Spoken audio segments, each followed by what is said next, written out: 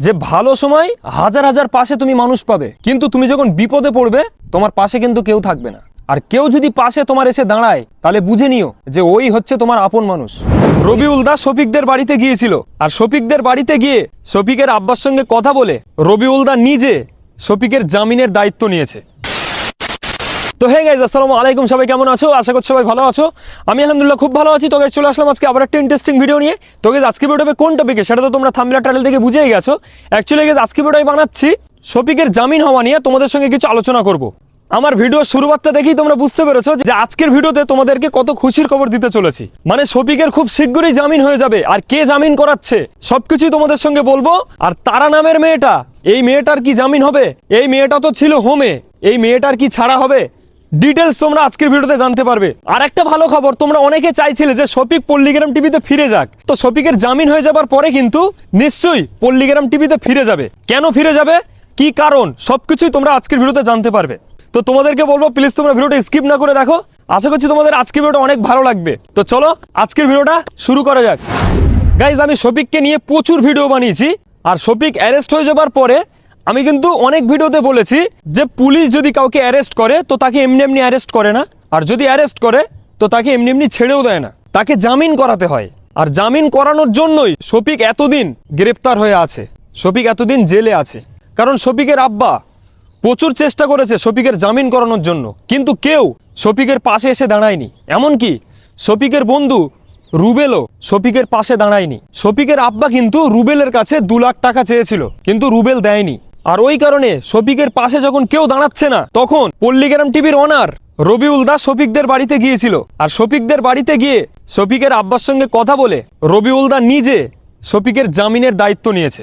তো রবিউল দা শফিকের জামিনের দায়িত্ব নিয়েছে মানে নিশ্চিত শফিকের জামিন হয়ে যাবে। কারণ ভাই, জামিন করাতে গেলে কোনো পাওয়ার লাগে না, কিচ্ছু লাগে না, এটা লাগে শুধু মানি দিলেই জামিন হয়ে যায়।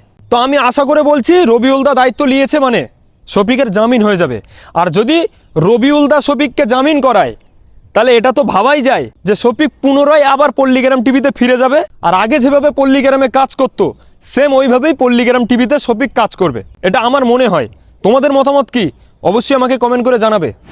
গাইস শফিকের যখন একটা কিসিং ভিডিও ভাইরাল হয়েছিল, এই ভিডিওটা ভাইরাল হওয়ার কিছুদিন পরে পল্লীগ্রাম টিভি থেকে শফিকের নামে কিন্তু একটা ভিডিও আপলোড হয়েছিল। সেই ভিডিওতে পল্লীগ্রাম টিভির ডাইরেক্টর, পল্লীগ্রাম টিভির ওনাররা শফিকের নামে অনেক কিছুই বলেছিল।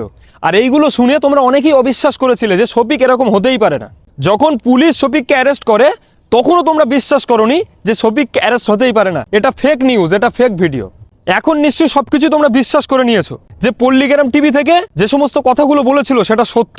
কারণ পল্লীগ্রাম টিভি থেকে যদি সত্যি শফিকের নামে বদনাম দিত তাহলে কখনোই পল্লীগ্রাম টিভির ওনার, পল্লীগ্রাম টিভির ডাইরেক্টর শফিকের পাশে এরকম সিচুয়েশনে দাঁড়াতো না যে ও জেলে গেছে, জেলে পচুক, ওর যা পারে হোক, তাতে আমাদের কি।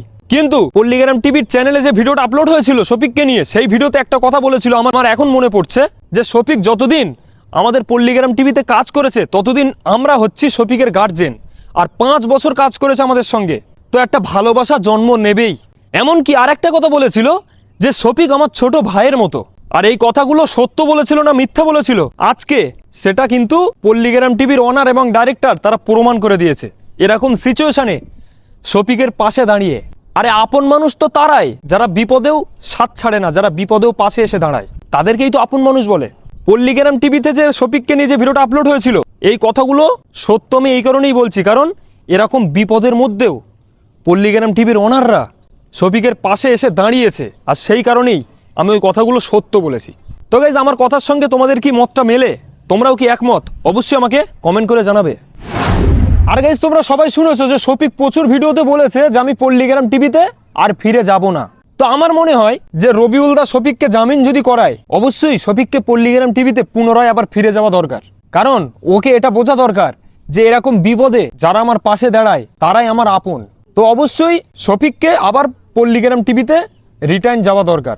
শফিককে নিজে ইউটিউব চ্যানেল খুলে নিজে কাজ করা দরকার, নাকি শফিক যেভাবে পল্লীগ্রাম টিভিতে কাজ করতো ওইভাবেই আবার কাজ করা দরকার? তোমাদের মতামত কি অবশ্যই আমাকে জানাবে। পল্লীগ্রাম টিভিতে শফিককে আবার ফিরে যাওয়া দরকার, এটা কেন বলেছি জানো? কারণ তোমরা একটু দেখো যে শফিক যতদিন পল্লীগ্রাম টিভিতে কাজ করেছে ততদিন কিন্তু শফিকের নামে কোনো রিপোর্ট ছিল না। আর যখনই শফিক পল্লীগ্রাম টিভি থেকে বেরিয়ে এসছে শফিকের নামে ধর্ষণের কেস, শুধু ধর্ষণের কেস না, আরো অনেক বড় বড় কেস ওর নামে আছে। তার আগে একটা কিসিং ভিডিও ভাইরাল হলো, ওইটা নিয়ে কত কিছু হলো। কিন্তু যতদিন পল্লীগ্রাম টিভিতে কাজ করেছে শফিকের নামে কিন্তু কোনো রিপোর্ট ছিল না, কিন্তু বদমাইশি তখনও করতো, কিন্তু তার নামে রিপোর্ট ছিল না। এখান থেকে কি বোঝা যাচ্ছে যে পল্লীগ্রাম টিভির অনাররা এবং ডাইরেক্টররা শফিককে অনেক গার্ডে রাখতো, আর সেই কারণে শফিকের নামে তোমরা কোনো খারাপ কিছু শোনোনি।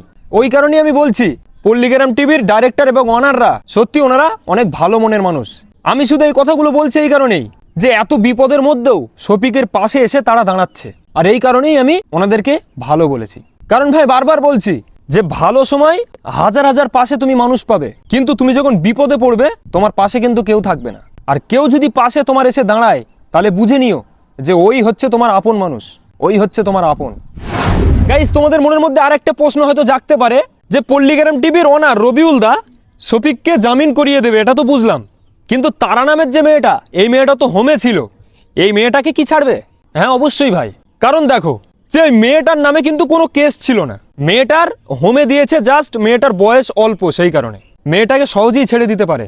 তো আমি যেটা শুনেছি যে শফিকের বউ তারা একে নাকি অলরেডি ছেড়ে দিয়েছে, আমি যেটা শুনেছি, যেটা জেনেছি, এ নাকি বাড়িতে আছে, একে নাকি ছেড়ে দিয়েছে। তো অবশ্যই ভালো, ছেড়ে দিলে শফিককে এবং তারাকে দুজনকেই তো ছেড়ে দিচ্ছে, খুব শীঘ্রই তোমরা খবর পাবে, আমি তোমাদেরকে ভিডিওর মাধ্যমে জানিয়ে দেবো যেই দিন এরা ছাড়া পাবে। আর শেষে আরেকটা কথা বলতে চাই যে শফিক এবং তারা এরা দুজনা যেন আবার বিয়ে করে, এটা আমি আমার দিক থেকে বলছি, এরা দুজন যেন আবার বিয়ে করে, সজ্জা করে, ভীষণ বড় অনুষ্ঠান করে এরা বিয়ে করে সুখে সংসার করুক, আর শফিক আবার ভালোভাবে পল্লীগ্রাম টিভিতে যেভাবে কাজ করছিল ঠিক সেইভাবেই কাজ করুক, আমি এটাই চাই।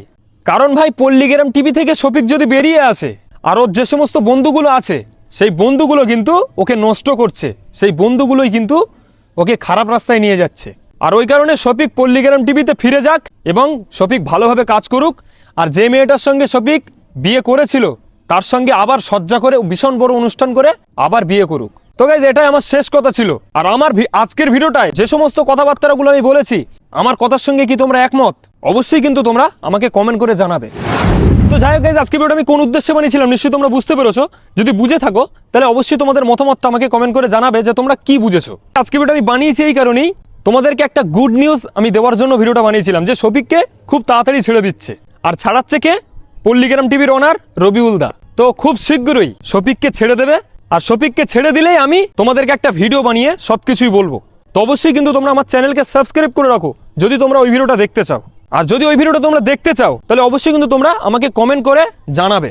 তো চলো গাইজ, আজকের ভিডিওটা আমি এখানেই শেষ করছি। আশা করছি তোমাদের ভালো লেগেছে আজকের ভিডিওটা। যদি ভালো লাগে তাহলে অবশ্যই like, comment, share and subscribe করো। আর দেখা হচ্ছে নেক্সট ভিডিওতে, খুব শীঘ্রই নেক্সট ভিডিও আসবে। ততক্ষণের জন্য বাই, টাটা, আসসালামু আলাইকুম, সবাই ভালো থাকো।